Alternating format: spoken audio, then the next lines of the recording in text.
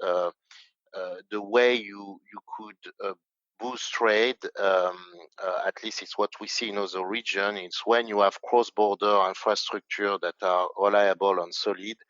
It's when your logistics, your port, your airport functions at the norm, at the international level, at least, or efficiently, I would say. You need electricity to be able to manufacture, even if it's not very technologically advanced. And without that, even if you remove some taxes for product in Africa, your trade is not going to develop.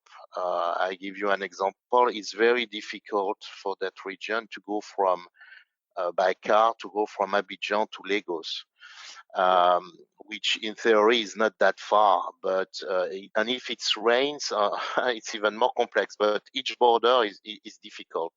So today you have lockdown because of pandemic, but in a normal time it's very difficult. Why? If you look at the ECOWAS treaty, it should even the formality should be easy to be able to move freely at the border. Also, prior to this pandemic, Nigeria had already closed its terrestrial border with its neighbor because of some issues with decision on the rice and right. The low control there was on the border. So I think the issue of trade or how to develop internal trade on the continent is absolutely key for the future of the economies. But it's not just treaties that are going to develop the trade. It's more in the real economy, the infrastructure, the energy, and so on and so forth. Among all the African countries, maybe two are going to benefit from this agreement. It's Egypt and South Africa, because they have this manufacturing or light manufacturing capacities, which the others they don't have yet. So I'll stop there, but I think it's important to really look at what could drive an increase in trade. Could we sort of take this on a bit and talk about, it's got to be speculative at this stage, but whether you think the current crisis is going to have an effect on what I guess we could call geoeconomics, in the sense that before this crisis, the current pandemic happened, there was a lot of talk about China moving low-cost manufacturing to other destinations. One saw South Asia was a favored destination. Also, people talked about Africa. There has been a fair bit of China manufacturing investment in Ethiopia, and other countries have been in discussions. Is that trend going to be affected by this crisis, both because of the fact it started in China and the damage to China's own economy, and also to notions of global supply chains and all the rest of it? Do you think that trend is going to be changed now? I mean, this is an interesting question, but it's very difficult to answer. I would say that if you look at demographic and if we still need people to do some production, there are numbers that says that half of the active population will be in Africa by 2050. So this trend is likely to continue for the production that is intensive in manpower. That being said, that I think the current pandemic has immediate effect on the economies of many countries on the continent, just because trade is going down. So you have the first effect, which is the commodity exporter, like the oil exporter and so on. This one are really hit first, but then you have the second round effect. I'll give you an example. Some countries, they have a lot of infrastructure projects that are financed, for example, by the Chinese credit line or some official sector. But the equipment are not delivered anymore in the port, and disbursement will not occur. So you will have delays. So capital spending is going to be probably less, and many economies are really depending on often the government project to work. So it's clear that you will see a very low growth and contraction and recession in some African countries as well in the coming months. Okay, thanks for that. Can I turn to you, Doughty? So going on from that, there's obviously, as you all have pointed out, there are going to be pressures on financing. There was already pressures on financing before the pandemic emergency. There's going to be extra pressure now. There's talk of 100 billion, 150 billion fiscal stimulus package for Africa. There's talk of a debt standstill. There's also concern about the relations between African states and the creditors. The official creditors are one story, and they're under a lot of pressure to agree to some sort of debt standstill, debt service standstill. What about the commercial creditors? How do you think, in your view, African governments are going to be able to negotiate their relations with the commercial creditors? Because everyone recognizes the depth of the current crisis and its financial implications. But there's also a fear that if this goes badly, Africa would be frozen out of those money markets. I wondered what sort of conversations you're having with your clients and colleagues, and how you see these countries can keep those credit lines open in this very difficult environment. Okay, regarding the let's say the foreign debts. Regarding that foreign debt, I think that as the pandemic is for all the countries, I think that the lenders and the African countries will sit around the table and negotiate. The African economies were already fragile.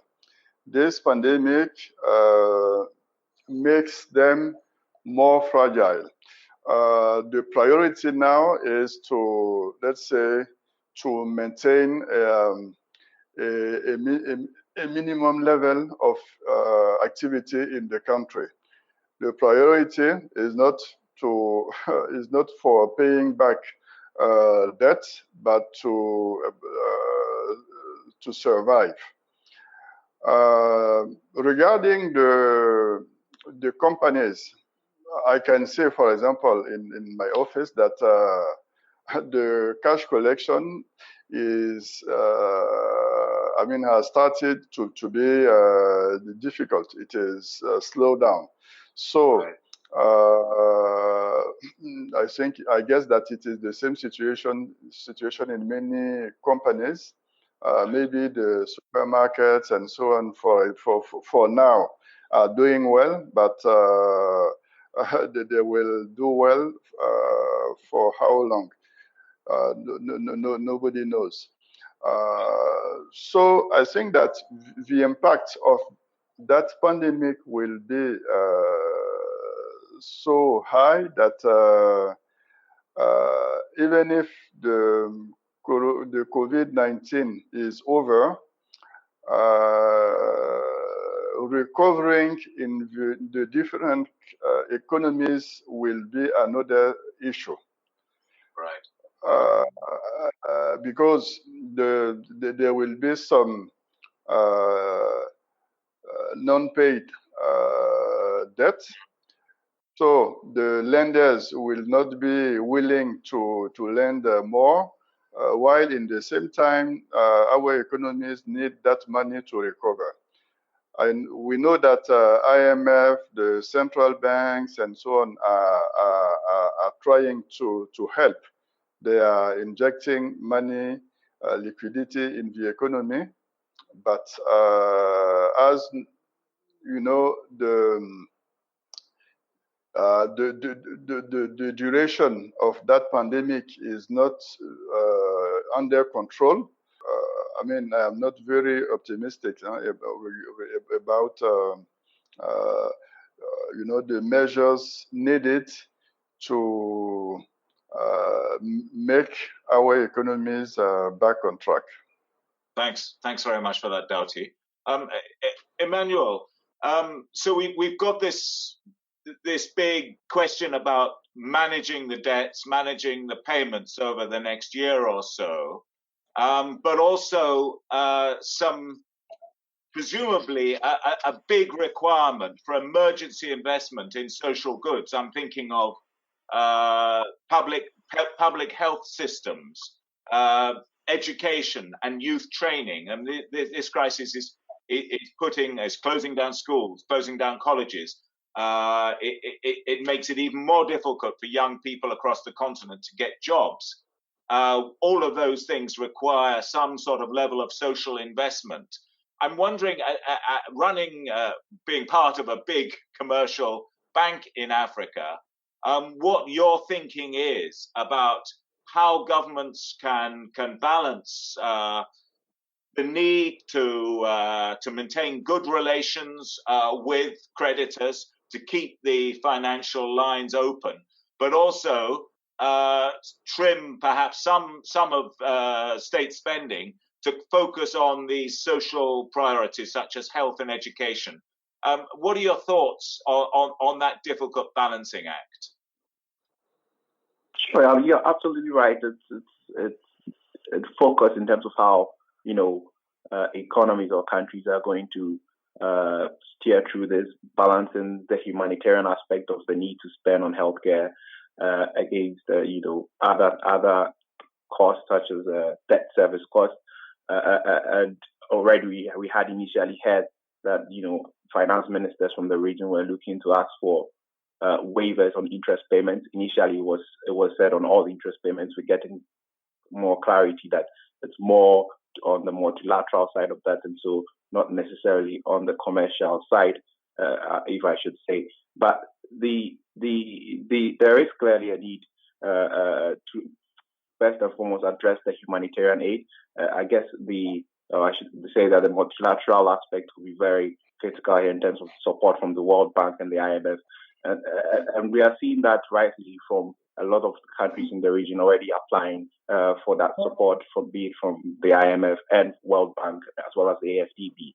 So this is a time where all the support they can require from these institutions will be critical to helping them manage the situation and ensuring that these economies get back to the growth trajectories that they were experiencing before the COVID-19 shock. Right. Thanks very much, Emmanuel. We're under the gun a bit. We just got a couple of minutes to round up, and I know Aurélien wanted to say something about the debt situation and countries freezing payments on interest and principal, etc. Aurélien, could I give you the closing remarks, please? Thank you, Patrick. Doughty said a word on the fact that the priority is to survive, maybe not paying debt. And it's true that the situation is very, I would say, difficult or challenging, that a debt relief is being at least discussed and will be probably offered to many countries that will be eligible, the more fragile countries on the continent, because countries will have a difficult choice to take. That being said, also for us, that, for example, a rating agency like Moody's, it's true that failure to make a coupon payment at the time in which it is due, it would in all likelihood represent a default on the private sector obligation. And that is different from the official sector, meaning the bilateral or the multilateral institution that could suspend interest payment or even cancel some debt. For a private sector debt obligation, failure to pay is equivalent to a default on its obligation. That's all for this week. Thanks again to Invest Africa and to everyone on the panel.